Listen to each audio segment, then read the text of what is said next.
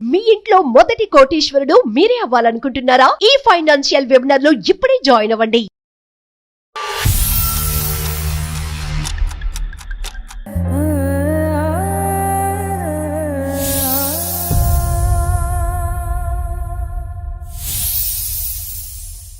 అందమైన జీవితం కార్యక్రమానికి స్వాగతం.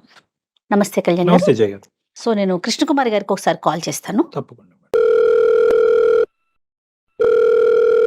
హలో హలో, నమస్తే అండి. నేను జయానండి, అందమైన జీవితం ప్రోగ్రామ్ నుంచి కాల్ చేస్తున్నాను. కృష్ణకుమారి గారండి? అవునండి, నేనేనండి. అమ్మ నమస్తే అమ్మా. నాతో పాటు డాక్టర్ కళ్యాణ్ చక్రవర్తి గారు ఉన్నారు. ఒకసారి మాట్లాడతారమ్మా మీరు? మాట్లాడతాను. రైట్. నమస్తే కృష్ణకుమారి గారు. నమస్తే డాక్టర్ గారు. మనం బేసిక్ గా విజయవాడ వాళ్ళం, ఓకే. కాకపోతే ఒక 20 ఏళ్ళుగా ఇక్కడే హైదరాబాద్ లో సెటిల్ అయిపోయామండి. రైట్. 2 years వరకు ఎంతో హ్యాపీగా హ్యాపీగా ఉండే మా ఫ్యామిలీలో 2 years నుంచి ఒక సంతోషం సందడి ఏమీ లేవండి. ఓకే. నేను మా వారు జీవోత్సవాల్లా బతుకుతున్నాం.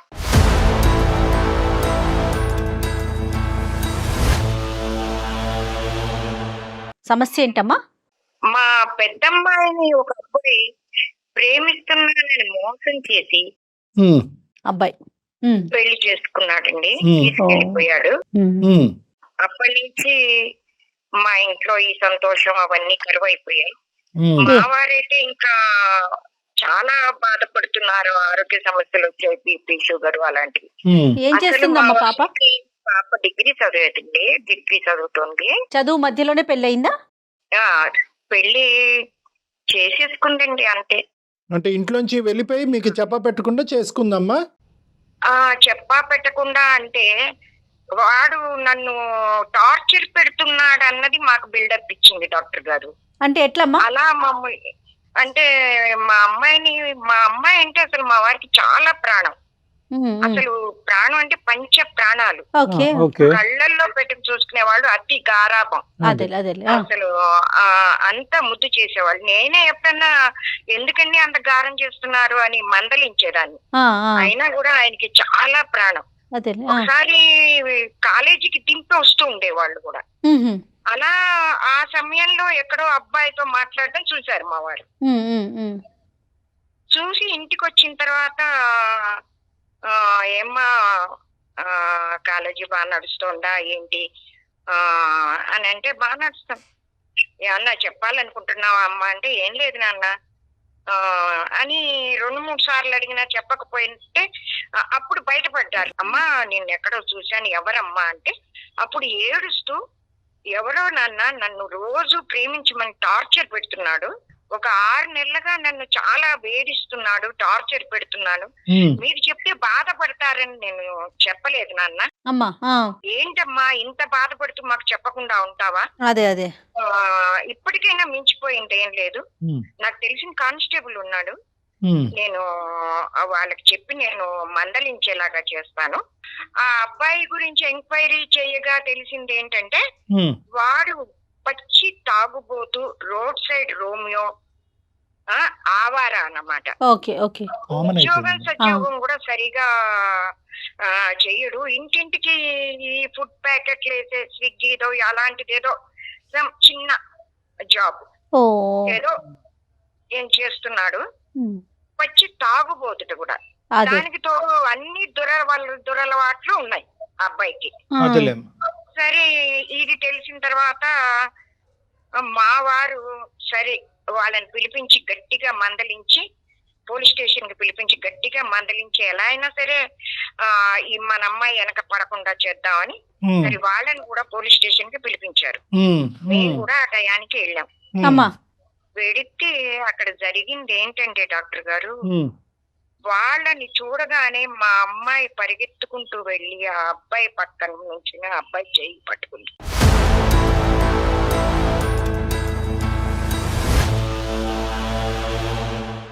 అసలు మాకు ఏం జరుగుతోంది, అసలు మీరు అమ్మాయిని రక్షించడానికి పోయి షాకింగ్ లో అసలు ఏం జరుగుతోందో అర్థం అవ్వలేదు. మీరేమో ఆ అమ్మాయిని కాపాడటానికి వెళ్ళారు, ఆ అబ్బాయి చెంతం చేరింది. ఏంటమ్మా అంటే, నేను ఈ అబ్బాయినే ప్రేమించాను, నేను వీడినే చేసుకుంటాను.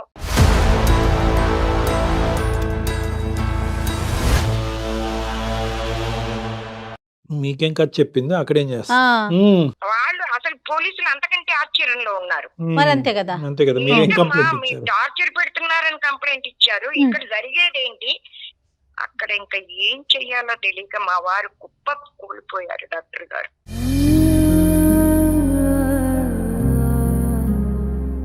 అమ్మాయి కాళ్ళు పట్టుకుని వద్దమ్మా, నా మాట వినమ్మా వినమ్మా, వెళ్ళకమ్మా, వాణ్ణి చేసుకోకమ్మా అని బతిమాలిడం. వినలేదు డాక్టర్ గారు.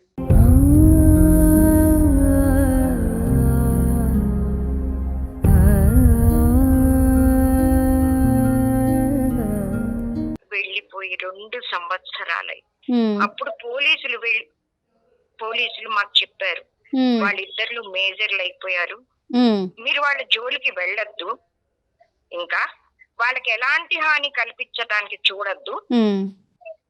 మీరు వెళ్ళిపోండి అని. ఇక చేసేదేం లేక కళ్ళ నీళ్లతో ఇంటికి తిరిగి వచ్చాం.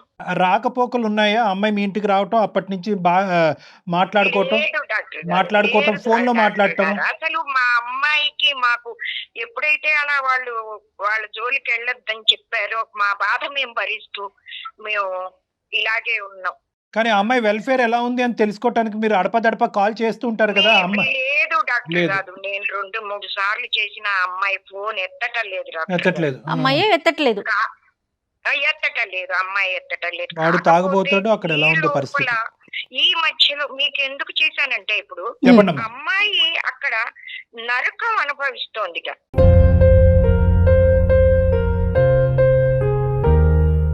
అయ్యో, ఆ వార్త మాకు తెలిసింది. అప్పటి నుంచి తల్లడిల్లిపోతున్నాం. ఎవరి ద్వారా తెలిసింది మీకు? ఏం తెలిసింది? మాకు ఎవరి ద్వారా అంటే, వాళ్ళది వికారాబాదు జయ గారు. అమ్మా. వాళ్ళ ఇంట్లో పాలు పోసేవాడి తమ్ముడు మా వీధిలోనే ఉంటాడు. ఓహో. వాడు ఒకప్పుడు వికారాబాద్ ఎడితే వాళ్ళ అన్న అక్కడ చూసాట. ఆహాహా. అరే ఏంటి సార్ వాళ్ళ పాప. అమ్మాయి లాగా ఉంది అక్కడ ఆ, ఆ. అని అబ్జర్వ్ చేస్తే వాళ్ళ అన్నయ్య చెప్పారట, అదే. ఆ అమ్మాయి చాలా, ఆ ఫ్యామిలీనే సరైంది కాదురా, ఆ అమ్మాయి చాలా బాధలు పడుతోంది, ఆ అబ్బాయి తాగి రోజు కొడుతున్నాడు, అయ్యో. తాగి కొడుతున్నా, బాది చాలా టార్చర్ తన పెడుతున్నారు తన అమ్మాయి, గొంతు తను తవ్వుకుందాం. అంతే. ఉమ్, పెడుతున్నారు. ఉమ్. ఆ పని అమ్మాయిని కూడా మానిపించేసేసి చివరికి ఈ అమ్మాయినా? పని మనిషి లాగా చేసేసారు అమ్మాయిని.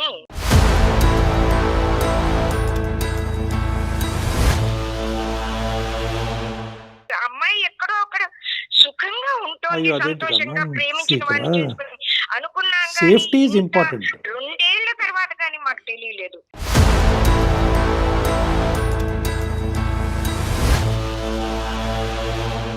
ఆ అమ్మాయి అక్కడ ఎంత బాధలు పడుతుందో చివరికి ఆ అంటే అమ్మాయి కనుక్కునే ఒంటి మీద ప్రయత్నం కూడా వాతలు చేయలే, వీళ్ళు కూడా ఉన్నాయి. వదిలేసుకున్నారు ఇంకా. అది అలా విని కాదు జయ నేను గారు, పెళ్లి చేసుకుందా లేదా అనేది వేరే విషయం. అసలు ప్రాణాలతో ఉందా అమ్మాయి? అమ్మాయి ఎలా ఉంది అనేది అది, అంటే 2 సార్లు ప్రయత్నం వాళ్ళ చేశారు, అడ్రస్ తెలియదమ్మా మీకు? రాకపోయేసరికి మాకు తెలీదు ఏం డాక్టర్ తెలీదా? గారు, సరే. తెలీదు. వీళ్ళు ఆ అమ్మాయి గురించి మా పాలవాడి తమ్ముడు ఫ్యామిలీ మ్. చెప్తే గానీ తెలీదు. సరే, ఇప్పుడు ఇప్పుడు వికారాబాద్ లో ప్లేస్ లో అమ్మాయి ఉంది, ఎలాగైతేనే ఆ అమ్మాయిని కాంటాక్ట్ చేద్దామని ఫోన్ నెంబర్ తీసుకుని ఫోన్ చేస్తే అమ్మాయి ఎత్తటం లేదు. ఉమ్, డాక్టర్ గారు ఎలాగైనా మా అమ్మాయిని ఆ నరకం నుంచి విడిపించి మాకు మా పిల్లని మాకు దగ్గరికి చేర్చండి డాక్టర్ గారు.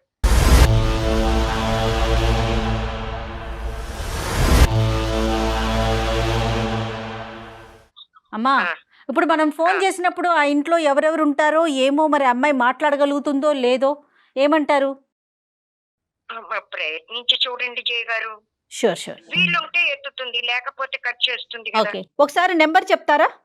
పాప పేరు 9963.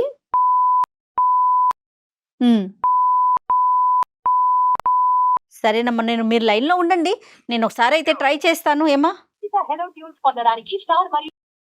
హలో, నమస్తే అండి, మేము అందమైన జీవితం ప్రోగ్రాం నుంచి కాల్ చేస్తున్నామమ్మా. అమ్మ మాతో మాట్లాడుతూ ఉన్నారు ఇప్పుడే. మీ అమ్మగారే. మా అమ్మ మీకెందుకు కాల్ చేసి? అదే అదే అదే ఆ విషయమే చెప్తాను. మీరు పర్వాలేదు, ఫ్రీగానే ఉన్నారా? అవును. ఓకే. నాతో పాటు డాక్టర్ కళ్యాణ్ చక్రవర్తి గారు కూడా ఉన్నారు. ఇది అందమైన జీవితం అనే ఒక ప్రోగ్రాము. అమ్మ మీ గురించి చేసి బాధపడుతూ మీతో మాట్లాడాలి ఒక్కసారైనా, మీరు ఫోన్ పిక్ చేయట్లేదని అన్నప్పుడు నేను కాల్ చేశానండి మీకు. అమ్మ నమస్తే అమ్మ, చిన్నపిల్లవి. స్నేహ, నా పేరు డాక్టర్ కళ్యాణ్ చక్రవర్తి అమ్మ, అందమైన జీవితం ప్రోగ్రాం నుంచి మాట్లాడుతున్నాను. అయితే అమ్మ నాన్న పరిస్థితి చాలా భయంకరంగా ఉంది. అది బహుశా నువ్వు ఈ పాటికే ఊహించుకుని ఉంటావు. ఎంత పంచప్రాణాలుగా నిన్ను ప్రేమించిన తర్వాత నువ్వు తీసుకున్నటువంటి స్టెప్ వల్ల వాళ్ళు కంప్లీట్గా చిన్నాభిన్నం అయిపోయారు. చాలా సందర్భాల్లో నీ యొక్క యోగక్షేమాలు ఎలా ఉన్నాయనేది తెలుసుకోవటం గురించి ప్రయత్నం కూడా జరిగిందంట. కానీ చాలా సందర్భాల్లో మీరు ఫోన్ ఎత్తట్లేదంట, అస్సలు ఎత్తలేదంట. అంటే నేనున్న కండిషన్స్ గురించి వాళ్ళకి నేను చెప్పదలుచుకోలేదు సార్. అందుకే నేను ఇప్పుడు నీ పరిస్థితి ఎలా ఉంది అనేటటువంటిది క్లియర్ కట్గా మాకు ఎవిడెన్స్తో పాటు మాకు వచ్చింది. ఓకే, సో ఇటువంటి పరిస్థితిలో అమ్మగారు మా చేయటంలో ఇప్పుడు అమ్మగారు యాక్చువల్గా బ్యాక్గ్రౌండ్లో ఉన్నారు. ఈ కాల్లోనే అమ్మగారు ఉన్నారు. కావాలంటే నువ్వు ఒకసారి అమ్మతో మాట్లాడమ్మా. స్నేహ, అమ్మా స్నేహ తల్లి, ఎలా ఉన్నావమ్మా? ఎన్ని రోజులైందమ్మా నీకు? చెప్పమ్మా. అమ్మా స్నేహ. ఉన్నానమ్మా, ఉన్నాను. ఎలా ఉన్నావు? ఎలా ఉన్నావమ్మా? ఎలా ఉన్నావు తల్లి? నాన్న ఎలా ఉన్నారు?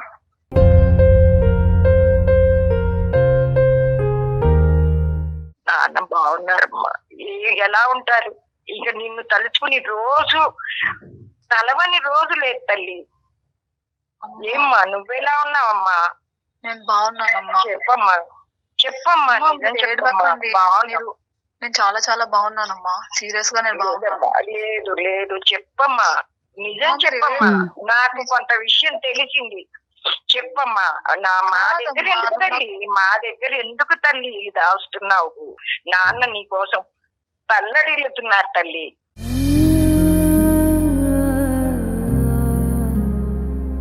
ఈరోజు బాగున్నాను అనేటటువంటి మాటతో ఈ బంగారు అవకాశం పోగొట్టుకోవద్దమ్మా.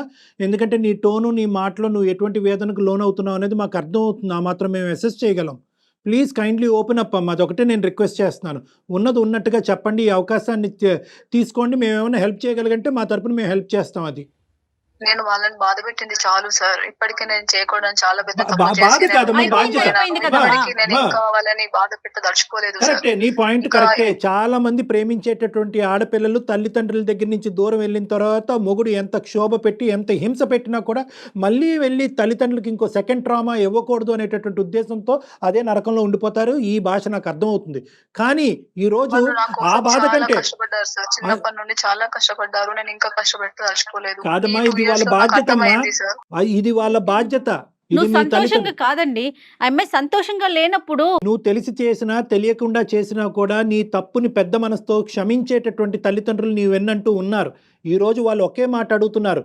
నీ బాధని చెప్పుకో, అది మా బాధ్యతగా తీసుకుంటాము, నీకు కావలసినటువంటి సహాయ సహకారాలు మేము అందిస్తామని చెప్తున్నారు వాళ్ళు నువ్వు చెప్పకపోవటం వల్ల వాళ్ళు సుఖపడతారని అనుకోవద్దమ్మా. వాళ్ళు ఇంకా బాధపడతారు. ఈ సస్పెన్స్ వల్ల ఆల్రెడీ 2 yearsలో వాళ్ళ ఆయుష్ చాలా వరకు తగ్గిపోయింది. నువ్వు తప్పు చేసి వెళ్ళిపోయావు అనేటటువంటి బాధ కంటే నువ్వు ఎలా ఉన్నావు, ఎందుకు ఫోన్ ఎత్తట్లేదు అనే బాధ ఎక్కువగా ఉంది వాళ్ళకి. అట్లీస్ట్ ఈ అవకాశాన్ని తీసుకుని విడమర్చి చెప్పమ్మా ప్లీజ్. తల్లి స్నేహ, చెప్పమ్మా, చెప్పమ్మా. నేను అస్సలు ఇక్కడ నేను అసలు చాలా చాలా పెద్ద తప్పు చేసినానమ్మా. నేను అసలు ఇలా రాకుండా ఉండాల్సింది. ఆ రోజు నాన్న ఎంత బాధ పెట్టాను నాకు ఇప్పుడు చాలా అర్థమవుతుంది. దానికి 10 ఇంతలు అనుభవిస్తున్నానమ్మా.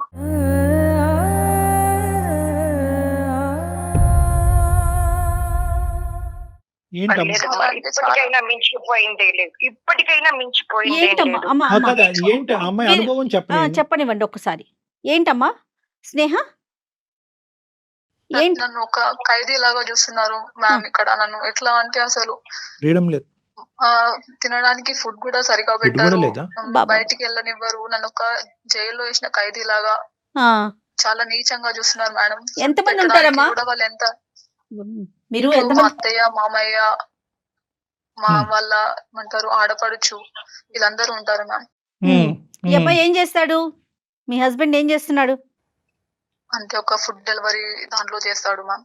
ఫుడ్ డెలివరీ బాయ్ గా పనిచేస్తున్నాడు. నువ్వేమైనా చేస్తున్నావు అమ్మా? సార్ నన్ను అసలు బయటికే వెళ్ళనివ్వట్లేదు. తాగుతాడా మహానుభావుడు? సార్ ఎప్పుడు తాగడు అని అడగాలి సార్. ఓహో, రివర్సా? Right, okay. ఇప్పుడు ఇంట్లో ఎవరు లేరమ్మా, మాట్లాడుతున్నావు మరి పర్వాలేదా? సార్ అందరూ యాదగిరిగుట్ట వెళ్ళారు మ్యామ్. Very good. తీసుకెళ్ళండి అని అడిగితే మా అదృష్టం బాగుంది. అవసరం లేదు అని చెప్పేసి నన్ను ఇంట్లో పెట్టి బయట నుంచి లాక్ వేసి వెళ్ళారు మ్యామ్.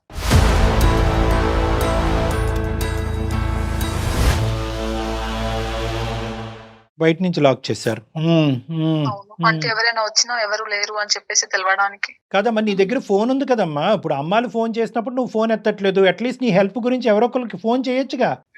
అలా కాల్ చేయొద్దని చెప్పేసి నాకు వార్నింగ్స్ ఇచ్చారు సార్. నీ ఫోన్ ఫోన్ కూడా చెక్ చేస్తారా? ఫోన్ కూడా ట్రాక్ చేస్తారు అన్నమాట. ఫోన్ చేస్తారు, ప్లస్ మళ్ళీ ఎవరు కాల్ చేశారని వచ్చినాక అడుగుతారు. ఇన్ కేస్ ఏదైనా వాళ్ళకి కొంచెం అనుమానంగా కనిపిస్తే కొడతారు.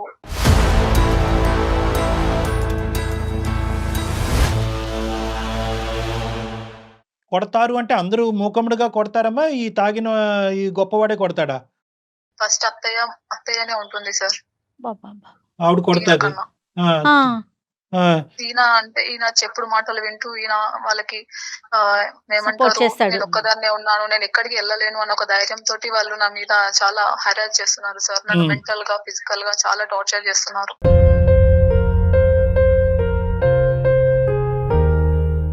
అయ్యో నా తల్లి. మరి నీకు అర్థమవుతా ఉంది కదమ్మా వాళ్ళు టార్చర్ చేస్తున్నారని. నీ చేతిలో ఫోన్ ఉంది. చెప్పు, ఈ రోజులో కూడా ఇంతగా భయపడి ఆలోచిస్తున్నావా? ఒక అడుగు ముందుకు వెయ్యొద్దు. అంటే నువ్వు అంటే కాదమ్మా, నీకు సపోర్ట్ లేదు అనా? అంటే ఫ్రెండ్స్ గానీ నేను ఏదో ఎవరు లేరా తల్లి? పెద్ద తప్పు చేసేసాను కాబట్టి నేను తలెత్తుకోలేని తప్పు చేశాను కాబట్టి ఈ నరకం అనుభవించడం అనేటటువంటిది నా కర్మ అన్నట్టుగా డిసైడ్ అయిపోయావా? సార్ నేను ఆ రోజు ఇప్పుడు నేను అంటే మేబీ పేరెంట్స్ ని ఒప్పించి చేసుకొని ఉంటే నాకు అందరిది సపోర్ట్ ఉంటుండే కావచ్చు. బట్ నేను మా నాన్నకి నేను ఎదిరించి అసలు ఆయనకి అనుకోని విధంగా నేను చేసి ఇక్కడికి రావడం అనేది నేను చేసిన తప్పే అమ్మా, కదా సార్. ఇంకా ఫ్యామిలీలో నీ కజిన్స్ గానీ నీ ఫ్రెండ్స్ గానీ ఎవరితో కూడా నువ్వు మాట్లాడే అవకాశం లేదా తల్లి వచ్చేసినాక? మ్యామ్ ఫోన్ ఉండదు మ్యామ్. ఇది కూడా ఎందుకు అంటే ఏదన్నా అసలు ఫోనే లేదు. ఏం చేస్తుంది? ఎలా కమ్యూనికేట్ చేస్తుంది? దేనికన్నా కన్వీనియంట్ గా ఉండాలని చెప్పేసి ఈ రోజు మొబైల్ ఇచ్చారు కానీ ఇది కూడా ఉండదు మ్యామ్. కానీ అబ్బాయి ఈ 2 years ఆర్ 2.5 years నీ మ్యారేజ్ లో పిల్లలు లేరు కదమ్మా ఇంకా? లేదు సార్. బతికించావు. Right, very good.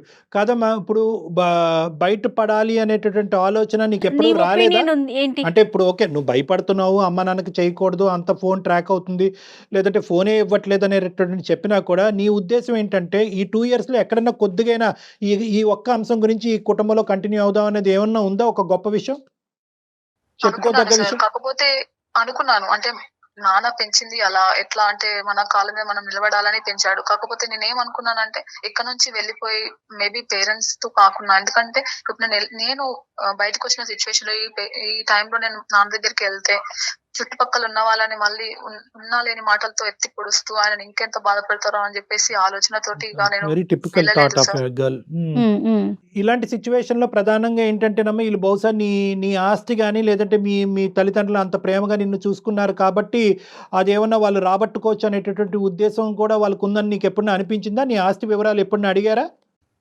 లేదు సార్. అంటే నేను బయటికి వచ్చేటప్పుడే చెప్పాను, నేను నా ఇంటి నుంచి నేను 1 రూపాయి కూడా I will coming తీసుకున్నాను. empty అంటే తన నాతోటి ఎట్లా ఉండేవాడు అంటే మొదట్లో అసలు నేను లేకుంటే బతకను, చనిపోతాను, నా మీద చూపించే కేరింగ్, ఈ డ్రామాలన్నీ ఉంటాయి. యాక్చువల్ గా అవన్నీ నేను అసలు ఎంత ఎక్స్పెక్ట్ చేయలేదు సార్. నేను అసలు వచ్చిన నెక్స్ట్ సెకండ్ డేనే నేను అన్ని చూసేసాను. ఇదే డైలాగ్ నేను 20 years బట్టి వింటూనే ఉన్నాను. ఎక్స్పెక్ట్ చేయలేదండి, పెళ్ళైన తర్వాత మారిపోయాడు. మా అత్తగారు ఇలా ఉంటుందని తెలీదు, అత్తగారు ఇలా ఉంది.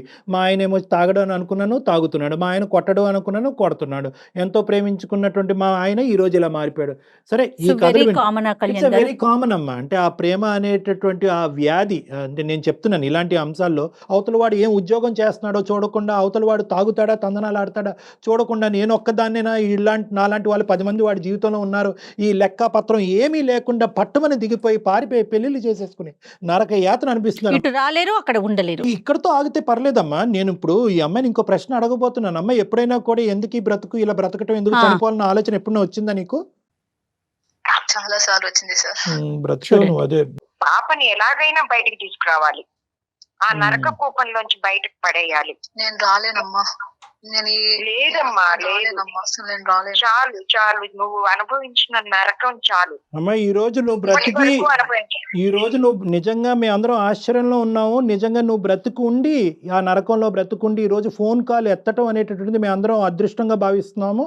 నువ్వు దయచేసి ఈ అవకాశాన్ని తీసుకోవాలని మా విజ్ఞప్తి అమ్మా. లేదమ్మా, మా నాన్నని నేను చూడలేను సార్. నేను ఇంత తప్పు పని ఆయన చేసి face చేయలేను.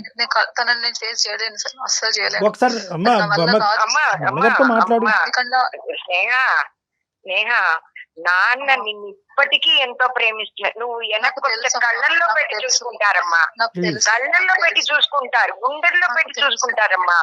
నువ్వు ముందు ఈ నరకం నుంచి బయటపడమ్మా. మేము ఏదో ఒకటి చేస్తాం నీకోసం, ఏదో ఒకటి చేస్తాం. నిన్ను తీసుకెళ్ళడానికి రెడీగా ఉన్నాం. లేదు మ్యామ్, నేను మా నాన్నని ఫేస్ చేయలేను. అదొక్కటేనా? ఓపెన్ గా చెప్పు స్నేహ, అదొక్కటేనా?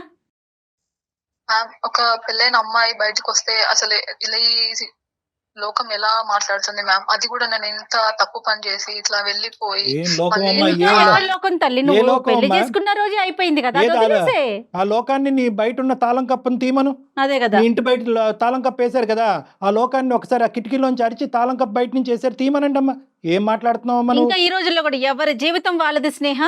ఇంకా కూడా 10 మంది ఏమనుకుంటారు, పక్కింటి వాళ్ళు ఏమనుకుంటారు, అది ఈ ఆలోచించదు. రోజు నీ coming- జీవితం నీ జీవితం. ఈ రోజు కమింగ్ టు ద పాయింట్, ఈ రోజు మీ ఫాదర్ నీ పరిస్థితిని ఇలా తెలుసుకుంటే కనుక అతను తల్లడిల్లిపోతాడు, చనిపోతాడు అతను. అంతే. దయచేసి అర్థం చేసుకోండి. మీరు ఎవరికి ఈ రోజు హెల్ప్ చేయట్లేదు. మీ బాధను మీరు దిగమించుకోవటం వల్ల మీరు ఎవరికి న్యాయం చేయట్లే.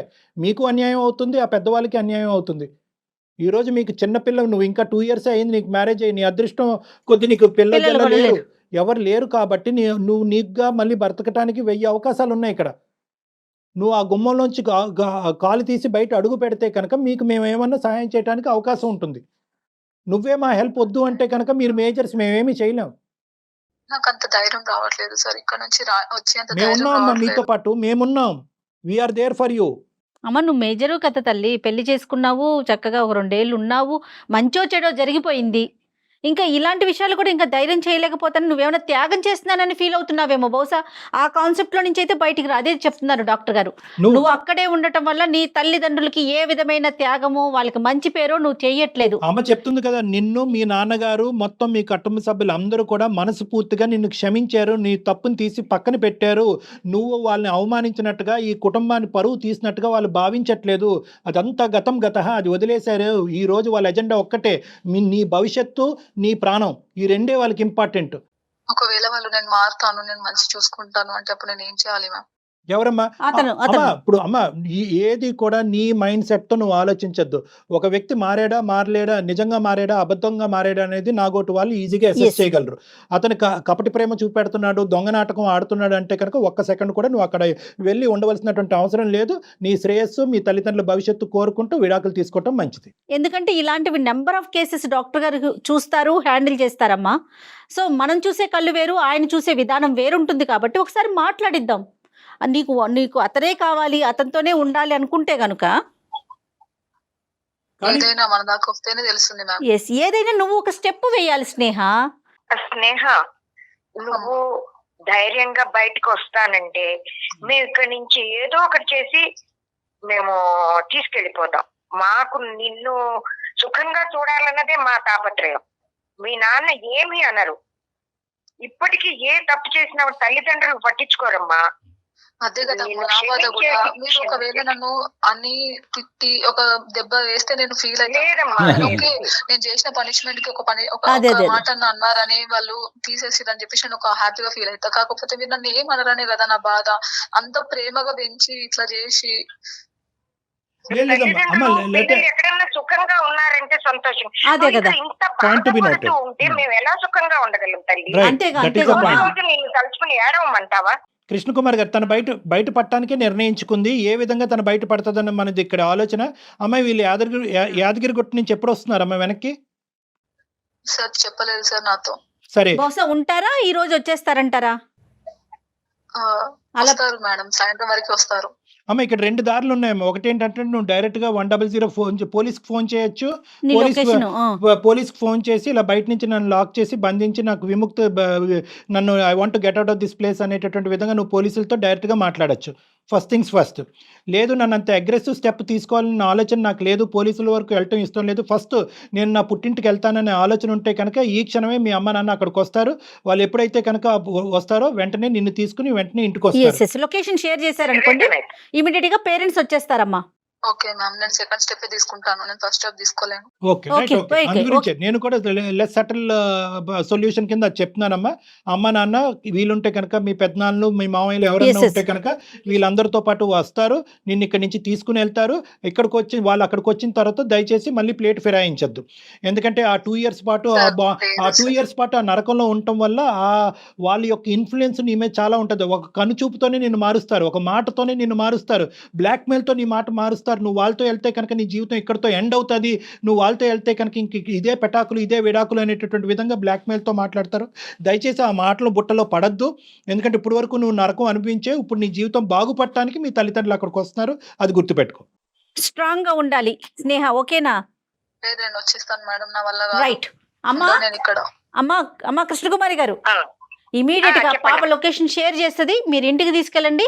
ఆ తర్వాత మనం ఎఫ్ఐఆర్ ఫైల్ చేయటమా ఏం చేద్దాం అనేది డాక్టర్ గారు విడిగా మీతో మళ్ళీ వాళ్ళ మాట్లాడతారు. రెస్పాన్స్ బట్టి నెక్స్ట్ స్టెప్ ఆలోచిద్దామా. ఫస్ట్ ఆఫ్ ఆల్ వాళ్ళ రెస్పాన్స్ బట్టి ఆలోచిద్దాం. The first and foremost step ఏంటంటే మీ అమ్మాయిని అక్కడి నుంచి విడుదల చేయాలి. మీరు మీ దగ్గర తీసుకెళ్లి మీ సంరక్షణలో పెట్టుకోవాలి. Immediate step. ఓకే. ఓకే. తర్వాత ఫస్ట్ స్టెప్ అయితే అమ్మాయిని మా ఇంటికి తీసుకెళ్తాం. అంతేనండి. తర్వాత ఏం చేయాలనేది ఆ ఆలోచించాలి. తర్వాత ఆలోచించండి. మీకు ఏమైనా డౌట్ ఉంటే కనుక మా సహాయం తీసుకోండి. I tell you. ఓకే అండి. ఓకే, ఓకే నమస్కారం. నమస్తే. ఓకే అమ్మా, ఓకే స్నేహ, ధైర్యంగా ఉండు. నమస్తే. All the best Sneha. Thank you so much okay అమ్మా. ఆల్ ద బెస్ట్ నాన్న. సార్. అండ్ జయ జాగ్రత్తగా ఉండమ్మా. అట్లాగేనమ్మా, అట్లాగే. ఉంటానమ్మా. ఓకే ఓకే అమ్మా, థ్యాంక్ యూ అమ్మా. ఓకేనమ్మా. Sir, yeah sir, thank you so wish all the much. Best Sneha. All the best అమ్మా. ఓకే మ్యామ్, రైట్ అమ్మా, thank you, bye. Okay bye bye. Right అండి, నమస్తే. Thank you. సుమన్ టీవీలో మీ personal and business promotions కోసం కింది నెంబర్కి contact చేయండి.